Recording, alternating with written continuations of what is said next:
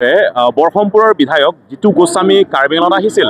কাৰ্বি আংলঙৰ সীমা বিবাদৰ প্ৰতি তেখেতৰ কিছু মতামত তেখেতৰ প্ৰতিক্ৰিয়া দেখুৱাইছিল। তেখেতে কৈছে যে কাৰ্বি আংলঙৰ যিটো সীমাৰ বিবাদ যিটো প্ৰায় 30-40 বছৰ চলি আছে, নগাঁও ডিষ্ট্ৰিক্ট আৰু কাৰ্বি আংলঙৰ যিটো ডিষ্ট্ৰিক্ট, অৰ্থাৎ আমাৰ কাৰ্বি আংলং আৰু নগাঁও ডিষ্ট্ৰিক্টৰ যি বৰ্ডাৰ, সেই বৰ্ডাৰৰ যিটো এলেকা বিবাদ, এই সীমাৰ বিবাদটো লৈ পেলাই তেখেতে কিছু প্ৰতিক্ৰিয়া তেওঁলোকে দেখাইছে বা মতামতখিনি প্ৰকাশ কৰিছে।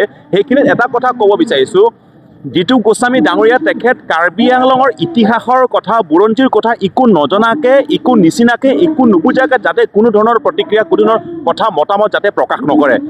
আমাৰ জাতিৰ মাজত কাৰ্বি আংলঙৰ একতাৰ মাজত, কাৰ্বি খিলঞ্জীয়াসকলৰ একতাৰ মাজত, আমাৰ মাজত সংঘাতৰ সৃষ্টি কৰাৰ কাৰণে তেনেধৰণৰ মতামত একো নুবুজাকে, একো নিচিনাকে তেখেত সীমাৰ বিবাদৰ কথা তেখেত কেতিয়াও তেনেদৰে ক'ব নালাগে। আৰু এইখিনিত এটা কথা ক'ব বিচাৰিছোঁ, সীমাৰ বিবাদ যেতিয়ালৈকে সমাধান নহয় তেতিয়ালৈকে আমি কাৰ্বি আংলঙত বসবাস কৰা, অৰ্থাৎ নগাঁও ডিষ্ট্ৰিক্টত থকা বা কাৰ্বি আংলঙত থকা আমাৰ খিলঞ্জীয়াৰ মাজত যেতিয়ালৈকে আমাৰ মাজত সমন্বয়, আমাৰ আলোচনা নহয়, তেতিয়ালৈকে কিন্তু সীমাৰ বিবাদটো আলোচনা নহয়। আৰু ইয়াত আৰু এটা কথা ক'ব বিচাৰিছোঁ, যদি সীমাৰ প্ৰতি কাৰ্বি আংলং আৰু নগাঁও ডিষ্ট্ৰিক্ট যদি সীমাৰ যিটো বিবাদ, এই বিবাদটো লৈ পেলাই যদি তেখেতৰ যদি কিবা কথা ক'বলগীয়া কথা থাকে, তেনেহ'লে কাৰ্বি আংলঙত 4-5জন আমাৰ বিধায়ক আছে।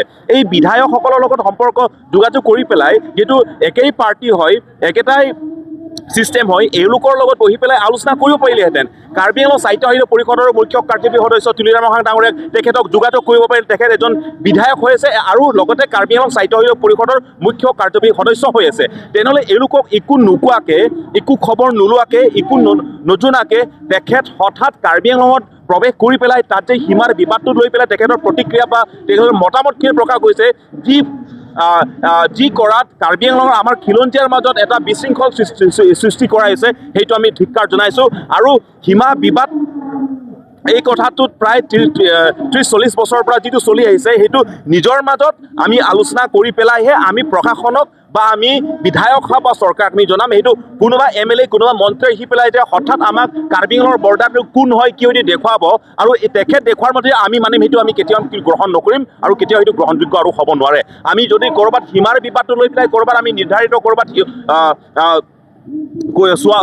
আলোচনা কৰিবলগীয়া থাকে বা কৰিবলগীয়া থাকে বা ক'ৰবাত নিৰ্ধাৰিত এটা স্পষ্টীকৰণ কৰিবলগীয়া থাকে, কিন্তু নিজৰ সমাজৰ মাজত, খিলঞ্জীয়াৰ মাজত, তাত কাৰ্বি বা অসমীয়া ভাষী বা যি হ'লেও সকলো লোক তাত উপস্থিত আছে, এওঁলোকৰ মাজত আমি ভালকৈ বহি মেলি আমি আলোচনা কৰি পেলাইহে আমি সীমাৰ বিবাদটো লৈ পেলাই আমি তাত সমাধান কৰিম।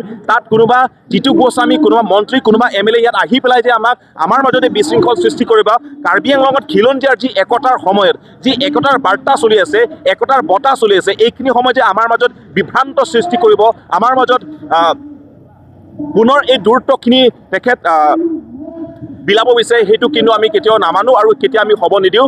যি আছে নিজৰ মাজত আলোচনা কৰিম, নিজৰ মাজতে আমি আলোচনা কৰোঁ আৰু তেনেধৰণৰ ব্যক্তি যাতে পুনৰ আৰু কাৰ্বি আংলঙত নাহে, সেইটো আমি তেখেতক আহ্বান জনাইছোঁ। আৰু যদি হয় আমি তীব্ৰ আমি গৰিহণা আমাৰ ফালে দিবলগীয়া হ'ব আৰু আমি আন্দোলন কৰিবলগীয়া হ'ব। সেইটো